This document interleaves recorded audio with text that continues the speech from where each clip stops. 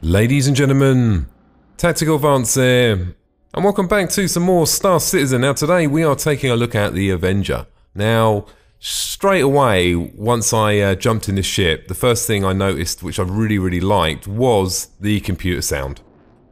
It sounds, I prefer the sort of robotic sound over the sort of human being. One thing I did notice is there seems to be a problem with the maneuver thrusters, and that's on top side and bottom side. But looking at on the exterior of the ship, I must admit, does look pretty cool. Now one of the advantages is having nothing hanging off the bottom and hanging off the top. Once you're manoeuvring around rocks and things like that, does make it, you know, less chance of actually clipping something or hitting something. So we're going to take a bit of a look around the ship now. Now, there's a couple of little things I noticed there. It looks like the undercarriage there has got the doors open, which I thought was a little bit odd. We're going to take around. You can see the weapons there as well. We'll talk about the weapons in a second. You can see, look, there's one maneuver thrusting. I don't know if that's actually affecting the control of the ship, because that's actually not working. So we'll take a look at some of the other animations now. We're going to align myself up, and then we're going to just do a bit of a thrust forward, and I'll show you the animations. Here we go, that'll do. That's full speed, that's boost. Not a massive difference actually in the thruster there when you actually go to that transition. The roll's pretty good, must admit. One of the key strengths of this ship is, well, yeah, definitely maneuverability, but let's just say 0 to top speed and the deceleration, as you can see, is just absolutely awesome. It does come in handy, big time, particularly if you are following another ship. Now you can see also the viewing angles are very good as well. You can see a lot clearer around everywhere. You've got nothing climbing up above. Okay, you've got a little bit in front of you there. Almost like the Delta, really. Centre mounted on the centre there with sucker punches on the ends there. Now I'm going to go in with the sucker punches in the next round. We'll talk about them anyway. Animations look really nice. That's me holding my finger down now. Quite a slow fire rate there with them weapons. We'll talk about them more once we get into Vandal Swarm. The roll's pretty good as well. It's actually a really good ship. All the reviews I do on this ship, on the flight tests, I always pick the stock weapons.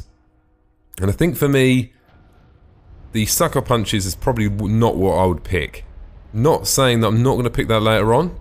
But we'll jump into some Vandal Swarm, and I'll show you why. Now, if you look on the screen every now and again, you're going to see that glare you get from the light. Now, I don't mind that, but sometimes it is slightly irritating.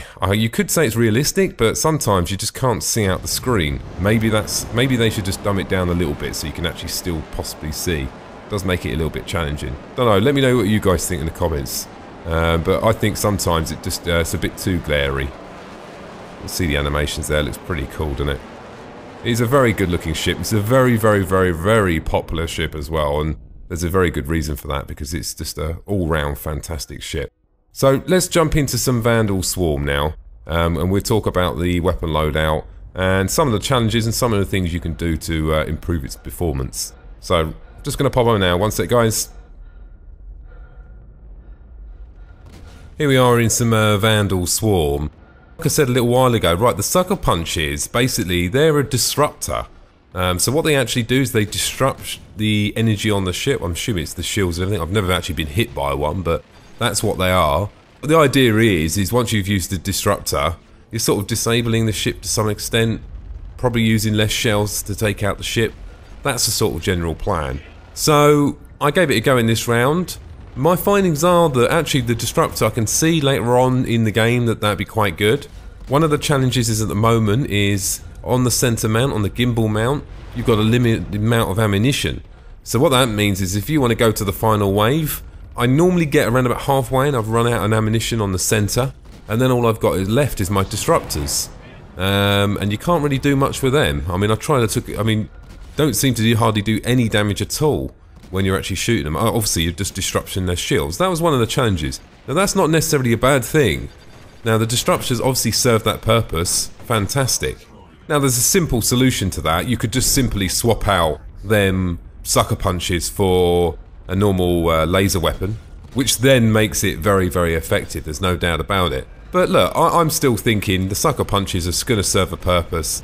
It's the first time they've been sort of implemented in the game by RSI, and I've seen a lot of posts on the forum that people are talking about it. I think maybe once we come into the persistent universe, the idea is that, look, if you're a bounty hunter and you're chasing a ship and you shoot him with a disruptor, which takes his shields out and maybe disables him, then all of a sudden you starts to be quite a good weapon to have. Because if you want to capture them, how else are you going to do it? Other than, I suppose you could totally disable them by, shooting everything, but there's a fine line between shooting everything and actually blowing them up, I suppose. So I see why they're there, but I think currently in Arena Commander, probably swap them out for now.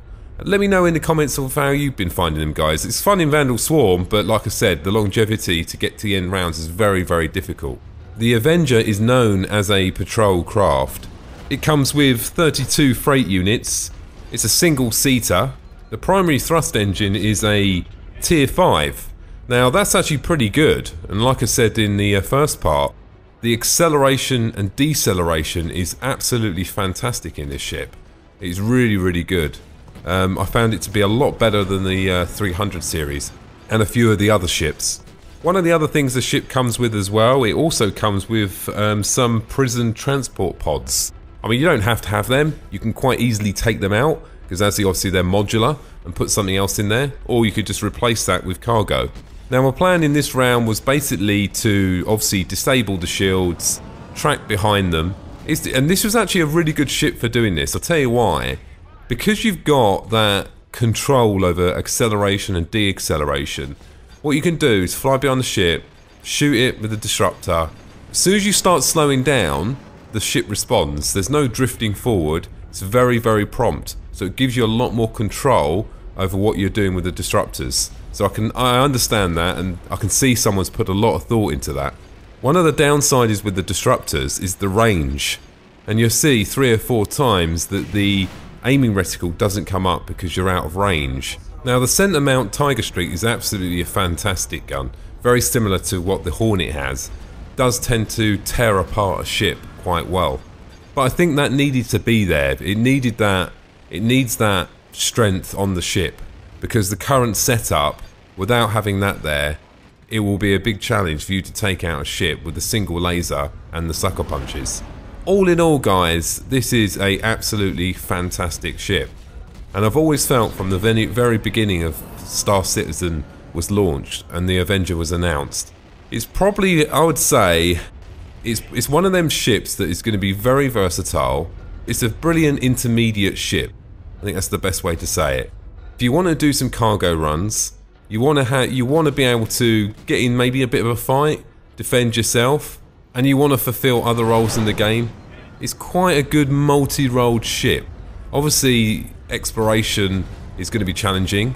I mean, you can explore to some extent, but I haven't seen any exploration scanners or any modules that are going to be put on it yet. But we'll have to wait and see, because we know they're building the new modular system, so maybe that might be an option later on down the line.